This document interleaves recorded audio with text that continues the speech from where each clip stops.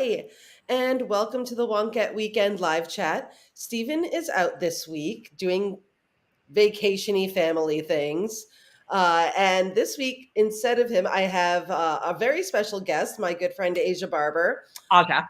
Aja, oh my God, I didn't know. No, So it's we've okay. actually only ever been internet friends. I And know we've only ever been internet friends. It's Aja, and I get it. for Everyone like wants a to go, decade now. and people want to go for the Steely Dan as well. So, like, I get it. There's a lot of Ajas out there. I know. There's a I lot of was Ajas. going with well, I guess Steely Dan, but I think more Gem and the Holograms. She was Aja as well. Was she She Aja? was not Okay. Asia. Oh She my was Aja. God. Yeah. Oh my God. And she Blue was haired, blue really, haired, cool drummer girl. Yep. yeah, I know. She was so cool. Had the Um, doll.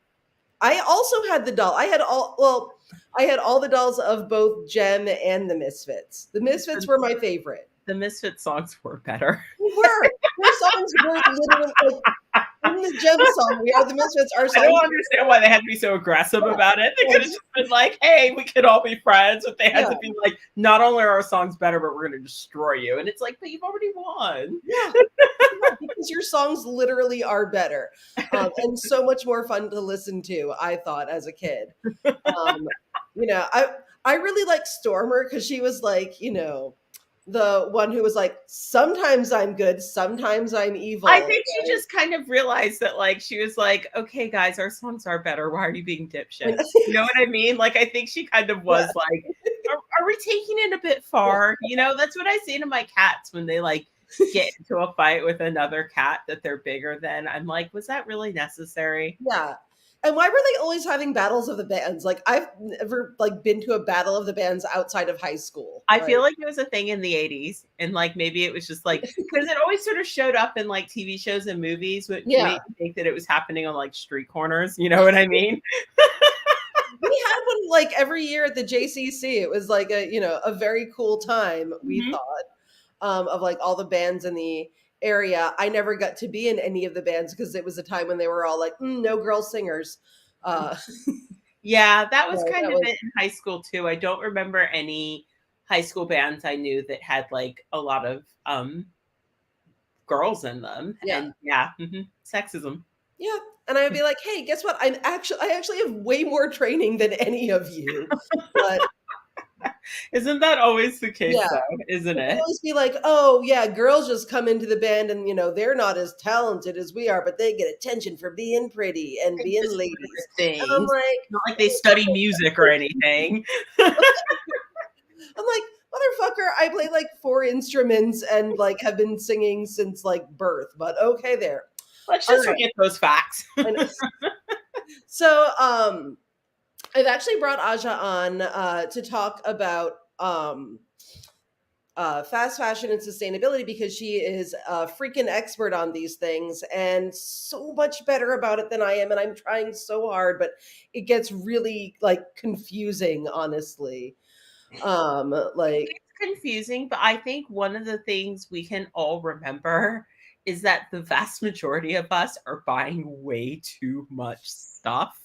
And if we just kind of slow it down, it actually stops being really confusing. You know what I mean? Yeah. Like, I think we live in a society where there's so much pressure from so many sides to conform, especially when it comes to consumerism. And I feel like that might be the hardest battle for a lot of people. Obviously, there are going to be barriers, right? Not everyone is going to be able to be like, everything I buy is ethical and sustainable because we live in a society where there isn't that much of that. And we are in a cost of living crisis. However, every single one of the high street brands, big box stores that we see is run by a billionaire. And like in a world where we're all going, billionaires are ruining everything, why are we willingly giving them so much of our money, especially for things that we don't need? And we know that this system really can only be profitable if a lot of people from middle and upper classes overconsume.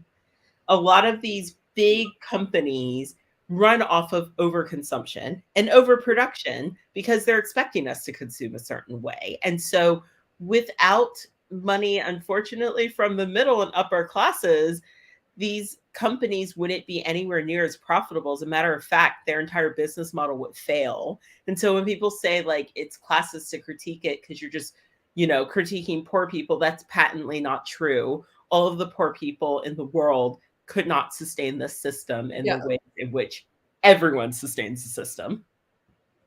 No, that is an extremely, extremely good point because, yeah, no, I used to manage a vintage store a long time ago, and a lot of that involved going to people's houses and going through their things. And people own so much less clothing Yes. than we do now. Yes. We buy 5 times more clothing today than we bought in 1990. Now, of course, this is coupled with the fact that the quality of clothes has drastically gone downhill because of the system. So, this shirt that I'm wearing right now is made of the type of thick, nice cotton that I haven't actually experienced since the 90s. And like, I know that this shirt, for example, is from an ethical and sustainable brand, but I know that the majority of the stores that exist on the high street in London, I could not walk in and buy something similar to this. The quality has dropped as the quantity of what is being pushed has gone up.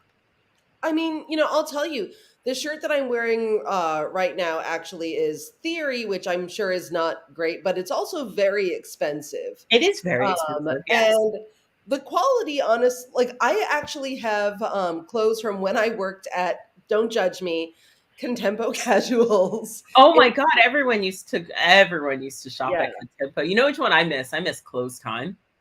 we never had that. We had Clothes Time. It was like, I'm really aging myself here because I Yeah. think the last one closed when I was in high school in my area, but I Wow. did like Clothes Times. Yeah, no, I've never heard of that. I've always just, I've, huh. Were you in California? No, it is a California store, but I was in Yeah. Northern Virginia. There was one in Herndon. Cool. I'm from Reston, Virginia, and there's one Oh, in okay. Herndon. And I I don't used think to, you're from California. I don't know. yeah, Um, I don't know either, but you know what? well, I think That's a cool. lot of Like our people are I from, like people from yeah. California, so I'm not mad at it. It's good vibes. No, I think there were just like a lot of people that we knew from our group that we used to internet with were from there. So, Yeah. and I kept meaning to go out to California to like visit all of them, which never happened. It probably also didn't help that, like, when I was still in the States, me and my partner did like a road trip and we stopped and saw a lot of people. And so it Okay, probably so looked I've like, seen pictures of you with yeah, that. so So it I probably thought, looked like we okay, were all like hanging out yeah. constantly, but in actuality, we had done like this epic road trip. Oh, that's so funny. You should have come to Chicago. I want to. I've never been. I want to I come. come anytime. Yeah. Seriously, I have an air mattress. I mean, or you could just like stay at a normal hotel, but I You do know have what? an air Either mattress. or, I'm going to get there at some point, so we will meet. Yay, that would be awesome. So let's talk about Shein because that's obviously been in the news this week, and you had some really interesting things to say about the controversy with the influencers going to the factory out there, which is clearly Mhm. not an actual factory. Even I can tell that. Yeah. Yeah. So this is the crux of the problem with influencers and content creators speaking on this topic. I do not classify myself as an influencer. I have a platform and I write, and that's about it. I don't really get in on the whole influencer thing. And Yeah. if I did, I would be rich. But because of the nature of what I talk about, sustainable and ethical fashion, essentially I'm biting the hand that feeds those systems. And Mhm. so many people are not going to turn around and be like, hey, Aja Barber, how about we pay you after you tell the world how we're exploiting people? That just doesn't work. And so for me, having a platform has always meant that I've had to find other ways to like support myself, whether it's writing a Mhm. book or my Patreon, which has been going since 2018. I'll I've jump into that in the comments, or not the comments, the post afterwards. Yeah, I had to basically sidestep that model because I knew the vast majority of people who were paying paychecks for that sort of Mhm. thing we're the exact sort of people that we have to take to task. So I basically get quite frustrated, particularly when like people that are really content creators speak on the ethics and the sustainability side of things, because despite what you say, you are not an investigative journalist. You are an influencer on a press trip that is reading PR lines that Confidence friends have told activist, you. Aja. Confidence activist. It's just like, come on. Like, I try not to go too hard on individuals, but at some point, we have to discuss the fact that influencers and marketing are a huge part of this system. And so, like, for instance, just to give an example of like how much money I'm missing out on, I do not sell clothing through affiliate links on my platform. I Mhm. have a line that I do with a friend. It's an ethical line, so it's not going to make me rich because people are not spending that much money on ethical clothing. It would be nice if more people did, but that's just not Yeah. the reality. I understand that it's a labor of love, because when I first started talking about this stuff, there were not quite as many ethical brands doing plus sizes as there Mhm. are today. Yes. And I wanted to fill that hole. So, like, I'm fine with doing something that's a labor of love that is not going to pay my bills. I do a lot of other things. But I think it's really challenging because I do feel like content creators are sort of like, oh, I have nothing to do with this. And that is 100% BS. Like, these Yes. systems wouldn't work without influencers. So just to like talk about what these numbers look like, right? I have on Instagram 249,000 followers. Damn. Now, I'm not even on there. I mean, I am, but yeah, I don't blame you. Whenever someone tells me they leave social media, I'm like Lucille Bluth, like, good for you, I like, just I don't get it. No one. I mean, I'm like, because you have other things to take pictures of. I'm like, no one. People know what my face looks like. Anyone who needs to know is apprised of that. listen, I'm tired of my own face, but that's just the world with social media. Yeah. So on Instagram, I have 249,000 followers at one point in time. And I don't think my engagement is the same because Instagram decided to play with everyone's engagement. But at one point in time, my engagement was 4%, which meant 4% of people were swiping up, were reading articles, were actually like engaged with the content, we're Yeah. clicking the links. If I wanted to monetize that, say I did an affiliate link twice a week and people were really hot on what I was Yeah. selling. If 1% of my audience clicked an affiliate link and bought something that I was selling, be it a skirt from a fast fashion brand, that is 2,490 skirts selling from one swipe up. Jesus. Now imagine I did that twice a week. We're looking at 5,000 garments, just 1% of my readership. 5,000 garments twice a week, right? So what does that look like at the end of the year? Now think about the influencers that have a lot of engagement and have millions of followers. How much stuff are they moving? So when influencers say, "Oh, I'm just an individual, I have nothing to do with this," that is BS. It is, because Wow. I didn't even. Yeah. influencers are selling a lot of crap that we don't need to buy. And at the same time, being like, go women during International Women's Day. And that's BS when we know that these systems exploit women. Pick a side. So Yeah. it does frustrate me because I know there was a time period where I was like very popular and I was getting a lot of money basically thrown my way. People saying, oh, we would love to collaborate with you. I think there was one year where I pretty much turned down like 100K worth of money Jesus. because morally, I know what's going on. And I have to say, like, I am not the only one who knows how the sausage is made. A lot of people know what is going on behind the scenes. But I'll tell you, I don't, and I know a lot of like a lot of people don't. Like I think a lot of people are just like meh, influencers. I don't know, like If you what I specialize didn't in fashion, realize. though, which a lot of Yeah. influencers do, Yeah. you kind of have a due diligence to understand Yeah. a little bit of it. You know what I mean? So I think there's a there's a few things happening. I think there needs to be stronger regulations for influencers Yeah. because you if you don't know what you're talking about, you can very much end up being a propaganda machine. Hmm. And if you don't have a strong code of ethics for yourself, which I guess everyone's code of ethics is going to be different, you can end up being a part of the misinformation machine. I think a large group of influencers are. This one particular influencer just managed to like make the most amount of a splash with it. But like I've Yeah. seen the H&M campaigns where you go through and every influencer is basically reading the same like press release and their things, and it's just like, this is very clear that like you don't have any insight into the Yeah. system, so why are you even repeating this stuff, especially where we are as a society with climate crisis and with the fact that we know that the fashion industry is directly contributing to it.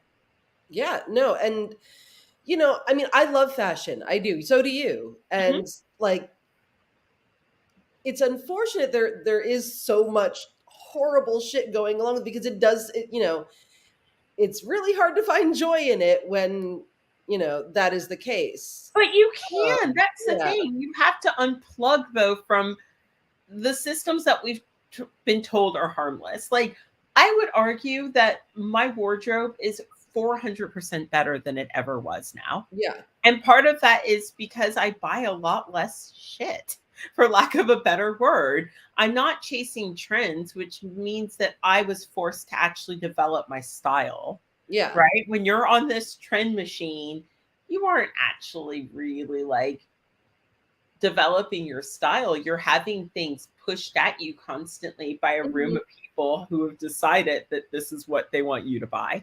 And Yeah. I think we have to acknowledge that when people are like, I want to explore my style. Like, I remember somebody on the internet saying, like, um, Shein is the only place where I can buy alternative style and this and that. And I just thought that What? was No. so funny. I'm just like, wait a minute. Like, I grew up with like people who were into punk, like, I don't know, Making their own ripping shit. their own shit and like That's doing part of lots of why I like, was really bad at being punk, because I yeah, was like, this involves so much effort. Like, doing a lot of DIY. And so when people think that like in order to achieve a certain sort of look from like sort of a niche sort of thing that depends on DIY, but now you're achieving that through Shein. Like, what is going on here? yeah, yeah. No. But I have heard those sorts of arguments. And so, if anything, I actually think I think fast fashion is making our personal style worse. Yeah. Like, for Yeah. me, the majority of what I buy now is going to be ethical brands and a lot of secondhand like designer stuff that I like, because who can afford that stuff full price? Not me. And then, occasionally I'll come across something that is secondhand that isn't from the best brand, right? Yeah. Like there are certain brands that I won't purchase things from because I know that they're not great. However, these jeans that I really like, buy Yeah. them, really suit me, and I am a plus size person. But guess what? This brand overproduces everything, which means that I just hop right over to eBay, type Yeah. in the jeans I'm looking for, and lo and behold, 25 pairs of my size come up, That all under is actually how I buy $30. bras. Hmm? Um, it's uh weirdly, Jennifer Posner is the one who told me about this. I've been buying my bras on eBay for years Yeah. now, Yeah. because I have an issue where like the bras that I have to buy are really expensive. Yeah. They don't make them in my size Hmm. like you know inexpensive ways. So Yeah. that's how I've been buying bras. Yeah. Um, but yeah, Ev- I've only Everything. oh, sorry. Oh, go ahead. I was going to say, are there any ethics about buying secondhand at all? Because one thing that I have sort of been concerned about for a while now is that it has become such a big industry in and of itself that I do worry that there's a big markup now. It's not like you can necessarily go to the I mean, you can go to the thrift stores and everything, but the higher quality stuff is not going to be at the thrift stores anymore, and it makes It's me worried online, about but actual oh, I people are know, it's online. it's online, but people are buying everything else online. Yeah. So I would say it's more of a thing of people not wanting to adapt, even though They Oh, probably could, because if you could buy Shein online, no, no, and no. that I website. meant like for the people who actually like really do need to buy like their work clothes and are, for poor people basically. Like, is that taking up like the markups and making it, almost as expensive to buy used as it is to buy new sometimes? Yeah, so there's a few things happening. First of all, there is not there is way too much clothing on this Yeah, planet for the amount of humans here, yeah. which means that like it's kind of a bit of a myth that thrift is becoming gentrified. It is, because when Okay, you look cool. at what Accra, Ghana looks like, and for those of you that don't know, Cantamonto Market is the biggest secondhand reseller in the world. It's a market in Accra, Ghana. Every single week, they receive 15 million items of donations from the global north. Now, the population there, I want to say, is like 3 million people, which Mhm. means that a lot of what's coming into their city is waste. And Yeah. what this waste does is it pollutes the entire environment there, the beaches, neighborhoods. It's essentially us dumping clothing that we don't want on people in the global south. And it is not just Ghana, it is Rwanda, it is Kenya, it is Uganda. There are so many of these sites where clothing that we donate to charity shops ends up, which means that until we sort of get a handle on that, we're kind of putting the cart before the horse to say that we're Mhm. squeezing people out. The reality is the person who shops at charity shops might not even be looking for the same thing as the person who's going to sell it on Depop. Like my mother has shopped at charity shops my entire life. She grew up, um, she had a pretty poor upbringing, and I held that back from my peers because I got made fun of for my clothing, but Mhm. that was how we grew up shopping. Now she still shops that way, and many of her friends do too. They're not looking for the same stuff that the person who's Yeah. like, you know, shopping at Depop. But we also need to realize that the cost of thrift is going up because we are in a cost of living crisis. Yeah. The only reason fast fashion is as cheap as it is because brown and black people are exploited to make it. And the system has just gotten worse and worse and worse. And so when people are like, charity shops are raising their prices, I'm like, yes, they are, because everything is raising their Yeah. prices. We're just gauging the price of things off of fast fashion, which is an exploitative system where someone Mhm. is paying the price for it. We Yeah. just aren't. And so, like, when people say that charity shops are becoming gentrified, that's not necessarily true. There's a lot of clothing. Now, a lot of it is crap. There's more Yeah. crap in charity shops because of fast fashion, but that's not the fault of the person who's selling secondhand. Until we stop dumping 15 million garments in Ghana every single week, I would say everyone should be shopping Yeah. secondhand. And we need to remember, with charity shops, it's not free to run a charity shop. They have to pay rent and bills and all of that stuff. So they are And going to raise the employees. price. Huh? And employees. And Yeah. employees. And so, yes, the price of clothing is going up, but the price of fast fashion is staying low because the hidden cost is the Yeah. person exploited behind the garment. So I wouldn't say that there's really a lot of merit to that argument. Yeah, there are going to be charity shops that were great and now they're ransacked because more people go there. That's Yeah. kind of just the nature of how shit goes everywhere. It's not necessarily a charity shop thing, but every year the fashion industry pumps out 100 billion garments, which is 13 times the human population. So there's no scarcity. There's a problem where like the quality is bad. So yeah, you're not going to find as many quality pieces. There's a cost of living crisis where the price has been raised because operational costs have gone up for everyone. And you know what's interesting? I've seen this because Primark has now a secondhand shop in their Oh. Oxford Circus shop, and in their big Oh. city shops in the UK. They've got like a little secondhand rail so that they can greenwash and say like, we care, when really we're a massive part of the problem. And I read an interesting piece by a journalist who doesn't specialize in this stuff, probably mostly talks about fast fashion, saying that they wouldn't buy this stuff because why would they pay money? Why would they pay £10 for a secondhand shirt when there are £5 shirts on Mhm. Primark's racks? Now, this is the problem. secondhand is becoming more expensive than fast fashion because you Mhm. have someone to sort and pick. It really annoys me when people say that reselling isn't a job. It is a job, and it's a job that I couldn't do. Like, Oh, I'm no, happy I've actually done it. So, I mean, in a you've done it. certain Yeah, you've done it. But there's yeah. a lot of people in this conversation about gentrification of thrift saying that like reselling isn't a real job. And that's just not true. And resellers are worse than landlords. I could not do that job. Oh yeah, Twitter. I used to do a lot of thrift shopping and now I don't do it in stores. Like, sorry. And I know, right? Now I don't do it in charity shops as much because I just don't have the patience for it. I remember finding things like dirty diapers, gross bottles Oh filled my with like god, I've never curdled no. milk, And I have friends who have resold, and the stories they tell you is Mhm. wild. But there's also, there is a skill set to being able to see something and see Mhm. its potential or see something that's missing its buttons, but you can actually find buttons and sew it on. And people don't see that labor behind the resale. So they're just mad because somebody who went to a Yeah. store got a skirt and sold it for $30. But in actuality, I think this system of fast fashion devalues everyone's labor, including resellers. Well, I mean, one thing that we have talked about before is the way that like low wages in the US and everywhere else really also very much perpetuate this system because they're, businesses in the United States, they're like, I only want to pay people 7.25 an hour.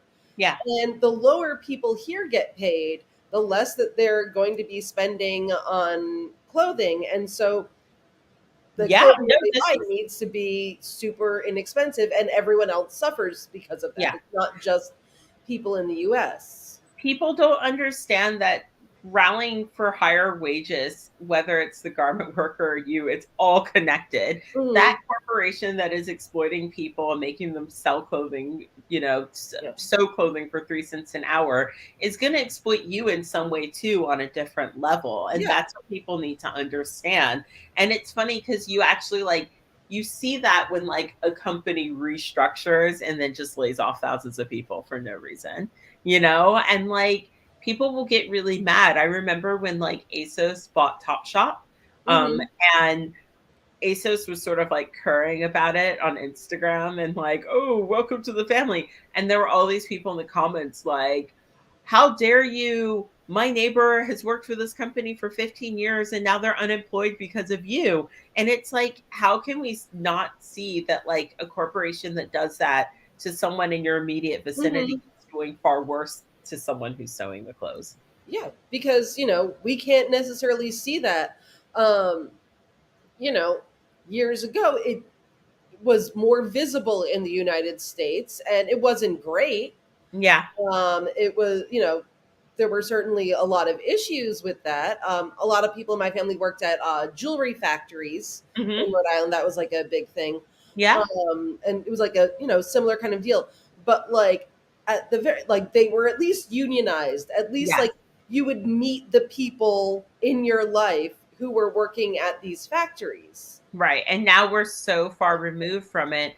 But then there is this element of internalized like colonialism that I think a lot of people that live in the Hmm. North have, where we love to go, oh, that's a good wage in that country. And it's Oh just God, like, I've been, yeah, that's, it's really a cringe thing to say because you're basically saying because they're poor and brown, they shouldn't ever expect to make like the wages that we expect to make. yeah. It's like that's horrific, but we've that conversation, that sort of saying has been so normalized that people just let that slide out of their mouths I mean, without. I can tell you I got into fights about that in college, like Yeah, with me people. too. But Me yeah. too. And still, people will say that, and I'll be like, "Well, do you want to work in that factory?" And they're like, "Well, no." And I'm like, "Okay, well, why not?" And then like they start to get more and more uncomfortable as you start pointing out to Mhm. them Yeah. exactly what they're doing. But no, I've been in that fight before as well. So I think we do have this internalized, colonialism that like people from like countries in the global south should expect to be poor, basically. And Yeah. that's really gross, and we need to It's a like pretty unpick that. horrifying, Yeah, like, that's how these systems continue to like perpetuate the worst. But back to what you were saying about like labor and whatnot, You know, I grew up in the 90s like you, and Mhm. I remember, and I write about this in my book Consumed. I write about how I remember buying a pair of Oshkosh overalls, and this was back when Oshkosh used to produce their overalls in the United Yeah. States, and they were, Oshkosh bagosh. yes, and they were, now everything's made overseas, but like they were a unionized Mhm. factory, and they cost $55 in 1995 money, which was a lot of money for me as a preteen. Yeah. I actually ended up babysitting for like 2 weeks, and then for Christmas or for my birthday, somebody got me a different pair of overalls from like the same store, but they weren't the Oshkosh ones. But because I had been saving for them, Yeah. I could return those, and then I could use $20 to get the ones that Hey, cost yeah. $55, which in 2021 money, because that was when I wrote Consumed, they would have cost like $85 today, Yeah. which people would go, oh, $85 is quite a lot of money for like, you know, one outfit. But is it? Even Gap used to be It's more cost per expensive than wear is, now. and that's the thing that, like, it's a little like, again, I worked in retail, so it, on some level, it's a little bit of bullshit because, we would say at about $400 belts, Hmm. but cost per wear is like really an important thing to think about, because if you wear something like, if you wear those overalls like 45 times, but you get another pair that is going to fall apart after that, or after I wore and those that's, overalls probably over 200 yeah. times, and eventually they ripped straight up the leg in a way that you could not you repair know them. You know, I wore them twice a week for like 3 years basically. And so that was an example of, even back then, I was spending good money on my clothing, and yeah. I, became invested in like this idea that, wait a minute, this is a factory that is providing jobs for Hmm. people. So, like, yeah, I don't see anything wrong with paying $55 for something that I'm going to wear twice a week for 3 years. I don't see a problem with it. And I was a kid. And now you have like adults arguing that like people don't deserve good wages for making clothing, and clothing is really hard to make. And It that's is kind of like, why we're in this conundrum, because people have this idea that like the prices that we've seen, which are built off of exploitation, mhm. are fair prices, and they're really not. Yeah, no, well, I think you were talking the other day about calling things overpriced, Mhm. which was like a really interesting point. And like, I am a bargain hunter. Like, I always have been. Like, I generally tend to buy like higher quality clothes, but I buy them secondhand, or Same. yes, I buy them from Marshalls, but like, I don't buy that many Yeah, anymore. I I actually used to do as well. probably, pardon? I used to buy a lot more as well. Yeah. I've been focusing more on like quality. I think that when I had less money, I bought more clothes, because I was, I mean, it was definitely all from like Buffalo Exchange, but I was like, I will, I have to stock up. It felt like scarcity in a way. Yeah. And so now, like, I have, I have money and I can buy things. So I do buy like better clothing that I know is going to last a long time. I completely agree with that, and I think that once you start to sort of move away from that scarcity mentality, right? So Yeah. for me in my past, I would see a dress from like an ethical brand and go, "Oh, I can't really afford that." And then I would go and buy like 5 dresses from H&M Yeah. that Yeah. summer that cost the same price Yeah. as the ethical brand. And I began to realize, if I just go, okay, I'm going to save for this, what happens is I end up buying the thing that's really nice. And when Hmm. I go into the fast fashion store that hooks me every time, it doesn't hook me in the same Yeah. way. Because instead of buying something that is subpar, but maybe like looks like the thing, I've just gone for the thing. Yeah. Right. And I think sometimes this idea that, ooh, I can't really afford that, or ooh, I could get 5 dresses instead of one, I Yeah. think it does keep us in this buying loop, because Hmm. you're never really getting the nicest thing for yourself. And you're kind of telling yourself that, like, you don't deserve it or you can't afford it. And that in my 20s was not true looking back. And I was not a high wage earner at Yeah. all. I was living in my parents' basement, and maybe I was over consuming to overcompensate for the fact that like Mhm. things were pretty shit for me at that time period.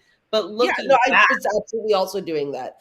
I yeah, also got a shopping problem again after my mom passed because it was just like some kind of like yeah. way of filling a void I in did it my after my Grammy passed. Oh my goodness. First of yeah, all, I lost a ton of weight, trigger warning, because I was really depressed. yeah, And then I was like, oh, I guess I have to buy clothing, which no, I didn't need to. Like yeah, I could have just worn what I had. And so that's what I did. I bought a bunch of stuff. And I would argue that was probably like my last like hurrah on that. But yeah. yeah, I could definitely see how grief buying can definitely be a thing. And But I had to stop myself. I was like, no, you don't really need these things. You're just trying to like distract yourself. yeah, And, you yeah. know, I have to say, like, I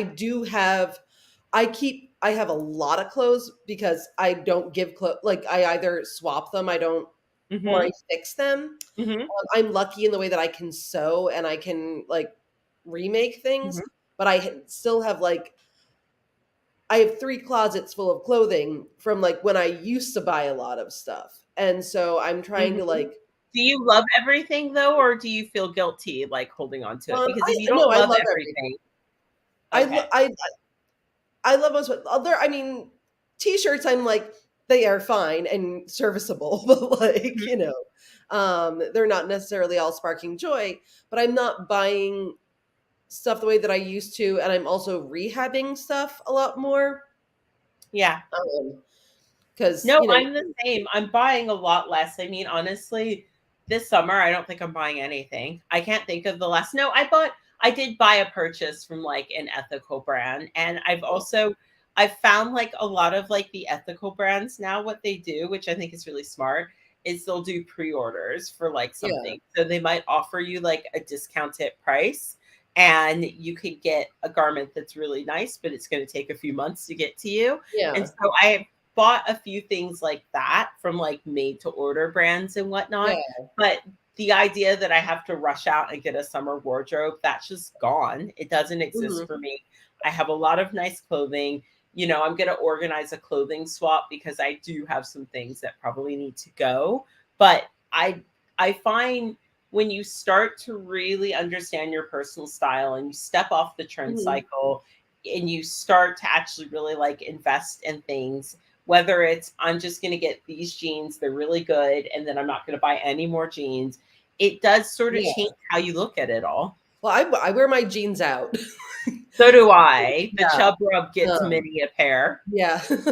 Like, I literally have, like I wear my jeans until I have, like, actual holes on the Yeah. sides of them, I but haven't bought a roommates say new I pair, hate buying jeans. but I haven't bought a new pair of jeans in years because, like I said, Yeah, I like jeans from a brand that would say that they're sustainable, but I would say that they are not. And yeah, so I just go and find them on eBay and I pay anywhere from $20 to $30 for those. yeah. So like See, these that's are an things I don't have to buy new. And I've been like, I'm mhm. like a 16, 18. I would say I'm a 16 now, but at one point in time I was an 18 and maybe I was a 20 at one point too. Yeah, I change sizes a lot, I fluctuate Yeah, a lot, but that so, happens like with yeah, like, that's why I people also that have uteruses and stuff, like that's yeah. gonna happen a lot. I would find I have personal shopping clients that I help out online, and the majority of them are around my age. Maybe you've had a baby, maybe your body has changed, Mhm. you don't know how to like dress for that anymore. So I like to help people with that because it's fun. It's like Oh, no, that's the thing that I liked best about, retail and personal shopping and everything like that, which was like I a love to really like go through people's wardrobes also oh, and that's help fun. them revamp something that maybe they don't know how to wear or they've fallen out of love Mhm. with. I had this one client, it was so funny. We just had one call. And the first call, I always say, we're going to look at your wardrobe before we buy Yeah, anything. And she had some pieces. And I was just like, right, wear those jeans with that top. And then you're going to wear this hat. And it was a color combo she hadn't yeah, tried before, basically, with like stuff that she'd had for a long time, but she yeah, was yeah, fine with it. And she messaged me, was like, I just walked into work and my coworker looked at me and said, "Oh, you look really nice today." There you go. One thing I do a lot that is sort of easier than sewing or anything is, you go to Michael's and you Mhm. can get like leather paint. You can get like all like spray leather paint. A That's lot of other exciting. things that can sort of like revamp old things that you have. I repainted an old Marc Jacobs bag recently. Wow. See, you're going out on a limb more than Yeah. other people do. Yeah, no, well, because I didn't want to give it up. Are you kidding me? It's a leather, and yes, I did get it secondhand, but it's still like And there are fancy businesses that bag. will also do that sort of stuff for you. We have a lot of those Mhm. in the UK that there's businesses that will like fix all of your items for Yeah. you, repaint it. There was one business that went that actually closed, but they were called the Restory, and they could take a moth-eaten sweater and fix it, and you wouldn't even see the holes. You wouldn't know where the hole was. That was how good they were. Oh, I mean, I'm okay, but I think that you can like It makes you me so probably sad that can. like I feel like they were just ahead of their time, because in a few Yeah. years time like people will totally be like, "Oh no, this is brilliant because actually I love this sweater and Yeah. I don't want to give it away and I don't want to stop wearing it." But here's Yeah. another thing: under climate crisis, clothes Mhm. moths are going to get so much worse. I know, right? Another terrible side effect Right. of climate crisis, Really. which is definitely spurred on by the fashion Yeah. industry. But also people used to just get their clothing and shoes fixed all the time. That's why, people were I actually was going to go to cobbling school, but it's very expensive. Well, also Um part of the but reason people can't get things fixed is because some of these products are made with are not planned made for that. obsolescence in their core. I have taken shoes like way before I had this platform to the cobbler at the Mhm. dry cleaner and said, "Can you fix this?" And they're like, "No. Let me That explain happened to to my you how favorite this pair of heel is." shoes, but I literally also wore them till there were holes in the bottom. Oh, no, no, these are Like just like I'm just talking high street yeah. shoes, like Target shoes or whatever. And I have actually sent shoes back to brands and been like, "This is a bad design and you need to fix it." If the Damn. heel, yeah, no, this has always been the person I am. Like Yeah. when I was in my 20s, before I was writing about this stuff, I literally You went remember right past talking to the manager. I bought a pair of boots from Target and I wore them one weekend in New York. They were very comfy, but by the Yeah. end of the weekend, the heel was just gone. It was just a Yeah. weekend. I mean, you're walking a lot, but still Yeah. not No. cool. So I No, wrote them and shoes took them I back. was always like I was raised with like you have to buy good shoes Mhm, because it was always like, you buy one pair of shoes a year mhm. basically and you buy a good pair of shoes. Well, except when I grew really fast, so like I had to change that up a little bit, but you would buy like a solid like good pair of shoes because otherwise your feet are going to get messed up for one, and also you just keep getting them repaired.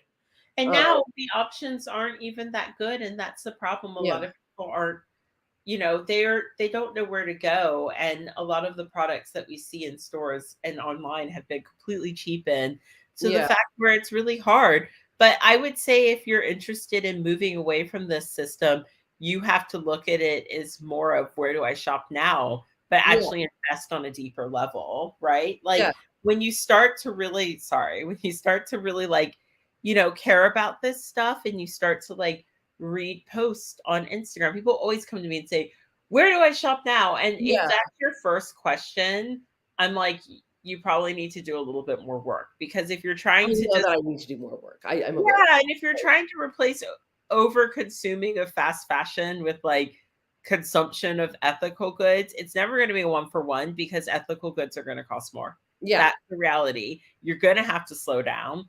You can't buy at the same rate, but then you're going to have to, when you slow down, you're taking your time and you're starting to like think about like, what is my personal style? Do Mhm. I actually really like this brand, or is it just being pushed on me from a lot of different directions? Yeah. So when people are kind of like, where do I want to shop? I'm like, you're not engaging in this topic, because if you're actually like, Yeah. reading a little bit more about it, engaging online with people who care about this stuff, you probably won't even have that question because you'll Yeah. start to like see the brands and like the comments who actually do engage in the conversation, who are doing things the right way. Like that's one of But for the things people who like are not necessarily super active on social media, that kind of social media, like where is a good place to start in terms of like learning about this stuff and like find how to like find ethical brands? yeah, I mean, so I would tell people like following people on social media that do Yeah, talk about this. You don't have to be active, but just yeah, look at who you're following. Like, are you following people that are always pushing fast fashion? You need to mhm, unfollow them yeah, because, like, it's not helping your mindset there. I would say following people who talk about this. I mean, people, I don't talk about brands on my own Instagram because I don't yeah, get paid from brands. So I yeah, don't want to like sell stuff to people. But if I tag a brand, it's yeah, because 'cause they're ethical and sustainable, so pay attention to that. yeah, If I share a brand in my stories, I'm never gonna share anything from anyone yeah, who's exploiting people. So when people are like, "I don't know where to look," I'm like, "You're just not looking that hard," you yeah, know? Like, if it's somebody who actually is putting their morals where their mouth is in this conversation, whatever they tag and wear is gonna align, you know? So, like, that's a real cheat sheet right there. yeah, There are a few websites that people always throw into conversation, but I would be weary of some of the websites that run off of affiliate linking because they are just as much a part of the yeah, problem. yeah, So there's a few websites where everyone's like, you should check this website out because they rate brands. And I've been on their email list. And yes, they do rate brands, but they also spam you constantly. And a lot of the links in their newsletter is affiliate mhm, links. So, like, I don't really need to know a brand rating every week because I don't need to think about shopping every week. But, mhm, like, I'm literally getting an email that's like, how ethical is Zara? And then they tell you that Zara is not ethical at all, and then at the bottom, it's like, but these brands look like Zara. And it's like, but do people need to be buying that way? You know, yeah, so I would say be weary of like product pushing, whether it is ethical product pushing or not, because we buy 5 times more clothing than 1990. And when you start to sort of buy a bit different, and when you start to like change your game on how you're looking for quality, you're not going to need as much clothing. Like I'm literally wearing these Elizabeth Suzanne trousers that I've had for 4 years now, five yeah. years. Yeah, it was 2019, 4 years. Like, do I need another pair of linen pants? No, because these are great. You know, I like used this shirt for 15 years. exactly. So And that's that's what happens when you kind of start to care a little bit more and invest a yeah, little bit more. And I'm not saying invest money, I'm saying invest time. yeah, You know, like this is the thing. You can get like good quality brands on eBay for sometimes $5 to $10, mhm, but that looks like time. And yeah, then people will also say, "Oh, I don't have time to do that." And I'm like, but you have time to look at like websites that have hundreds and thousands of products on them because Shein's website has 400,000 products daily on their website. which is insane. So how people have time to sort through that stuff is beyond me if I they're thought like, I was I don't have time. exaggerating when I said 87,000. Oh, no, no, no, no, no. It's actually, hold on.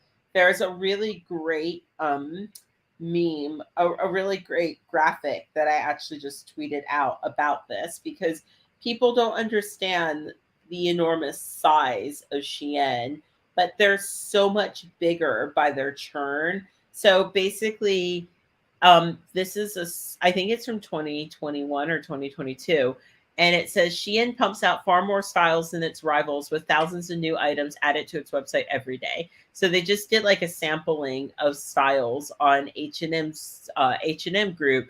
They had 4,414 styles. Mhm. Zara had 6,849 styles. Boohoo had 18,343 styles. This is just styles of clothing. This isn't the amount of items being sold. Yeah, Shein had 314,877. Christ. That's so many. That actually just sounds exhausting that it, It's it's exhausting. So yeah, when people are like, I don't have time to research ethical fashion, I'm like, yeah, but you have time to go through that website? yeah. No. Um Probably my biggest problem though, personally is leggings because Mm. I do like it is hard, I think, to find ethical Are you leggings talking that about are like workout leggings? Or are you talking no, about just like like I wear everyday leggings like that I leggings? yeah, everyday leggings, like I just wear them constantly. Like like is that even a thing that you can buy Yeah, secondhand? I'm pretty sure Yeah. there's like ethical legging makers Yeah. out there. I think there's one that's I feel like there's a group called like Snag Tights that does like ethical leggings. Okay, Like cool. I'm It's ethical such a dumb leggings thing are that I definitely live out in leggings because I actually hate regular pants. But there. Oh, so you got on the athleisure train and never got off basically. yeah, no. Well, okay, it's not athleisure. I'm just saying that I work from home. I don't want to wear jeans while I'm working. I don't wear that many jeans, but I tend to I find I have to like get even though I work from home, I do have to get somewhat dressed Yeah, because if I don't get dressed at all, I just sort of it's a mindset thing for yeah. me. But I don't wear uncomfortable bras anymore. There was an article in Elle that I was quoted in this week where I was basically just like, I really don't. I stopped with underwire like 10 years ago and I'm never going back. And like, yeah, I know it's harder though, depending on like how big your rack is. I don't. But I have like two that don't, but like, yeah, for yeah, me, that I sort of just thing is definitely tougher. I do have like, reasonable size boobies, but Yeah. I just don't give a shit, especially because I work at home. So, Oh I yeah, mean, no. When I'm at home, I don't wear like underwires. I yeah, wear like I just tell people I really only wear underwire if I'm like getting my photo taken or like have something that I have to wear that benefits from yeah, a structural garment in that way, but otherwise yeah. avoid. Yeah. One thing that I did want to talk about Mhm. is the lack of someone brought this up in the comments yesterday, and I've heard like a lot of people talking about it in general, like whenever fast fashion comes up, is the fact that a lot of these people say, like, hey, I'm a plus size person. These places offer me more actual trendy options, and a lot of the slower fashion places are maybe not offering me as many options. Because I do know one of the slow fashion places I looked up was Eileen Fisher, and I'm not old enough to wear But Eileen there's Fisher so much yet. this is So, this no, is again yeah, me feeling like people are not engaging in this yeah, conversation. Like I'm plus size, right? And yeah, I will say with my full chest, I'm a small fat. I get it. Like, but at the end of the day, that was more true 5 years ago than it is today. yeah, I think people sort of hold on to this idea that, well, this is the only group that dresses me because it's kind of not it's a bit scary to think of doing something new, but yeah, like the amount of brands that offer more plus sizes that are ethical brands has changed leaps and bounds. And a lot of that has come from the work that myself and others do. So I would argue that if someone is saying that, I would also ask, how much labor are you doing in this conversation, though, besides yeah, saying I can only buy fast fashion? Because I tend to find that, you know, straight size people, for instance, will even say that. Like, oh, I do fast fashion because it's more accessible to my audience or it's more affordable or, you know, ethical fashion doesn't actually cater to like my plus size readership. And I'm like, cool, but what are you doing about that? yeah, Besides going, "Oh, I just have to sell fast fashion." Actually, you don't. If yeah, you're a straight size person that has said this before, then why aren't you asking ethical brands that might make your size to make other people's sizes yeah, as well? You know? And like that's the problem. I feel like there's a lot of people talking, but not a lot of people like wanting to like push the fashion yeah. industry. And I kind of I feel think like people as a sometimes feel like plus they size can't, you and know. huh? I think sometimes people just feel like they can't because they're just like, I'm just one random You person. know, as a plus size black woman, it's kind of Yeah, annoying because I get a lot of white ladies that say that yeah, to me. And yeah, I'm like, guess who has more yeah, privilege than I do? You do. You know? So like I do yeah, feel like people kind of don't really want to open their mouths, but then want to like tell me the issues that I know that I face as yeah. well. But I'm in the comments talking to this brand about how they need to make plus sizes. And a lot of Mhm. people aren't willing to do that labor, Yeah, but they're like, well, I guess I have to buy fast fashion. It's like, you don't. You could actually like devote a certain amount of time to like this conversation in a yeah. constructive way instead of just telling me that you don't feel there's any options for you. I'm kind of feeling like a mule in this conversation because I have been pushing No. ethical Yeah, no. ethical plus size fashion for like 5 Yes. years, and I'm No, tired. I And know that. it's Yeah, that's why I time, wanted to bring it up and yeah, and it's time finally for be other the right people person to to talk actually get about in the it. conversation Yeah. besides just bringing it up. That's where I Yeah. want to land with that, because the truth is the majority of brands who do end up embracing plus sizes are like, oh yeah, I should have done this sooner. So Hmm. like maybe we could all just make more of a fuss in that direction instead Yeah. of making a fuss at each other about it. I like that. All right, so we're about at the hour. It has been so great to finally actually like talk to you, because we've been internet friends for so long. You have been Has been so great and so informative. Thank you so much for coming and hanging out with me today. Thank Uh, you for having me. yes, well, we need to talk in real life at some Yeah, point. no, I need to come to Yeah. Chicago. I will at some point. Yes. I've been trying to get there for ages. And So yeah, someday I'll get to London if I can get it's my pretty passport cool. together. Oh no, you should definitely not I've miss the I've little thing. been. I just my passport got lost in the mail, so Oh, that's annoying. yeah. So I Oh, still have to get another one. It's a whole thing. Technically, I also have an Italian passport that I need to get, like, because girl, what are you waiting for? yeah, I know I have dual citizenship, and I'm like, I need to Oh get my my, goodness. If I had dual citizenship, I would be like using every bit of that double passport privilege. I know. Well, yeah, it's the privilege I got for my grandfather being an anchor baby, technically, as they call it. Like, whole weird Thank you so story, much. but Thank you for having me in this conversation. yes. I would say, like, if I have any parting words, I would say, if you're like, I don't know where to shop from, ask yourself if you need to really be shopping, because the majority of us probably need to like slow it down. And in Yeah. slowing it down, we slow down our brains.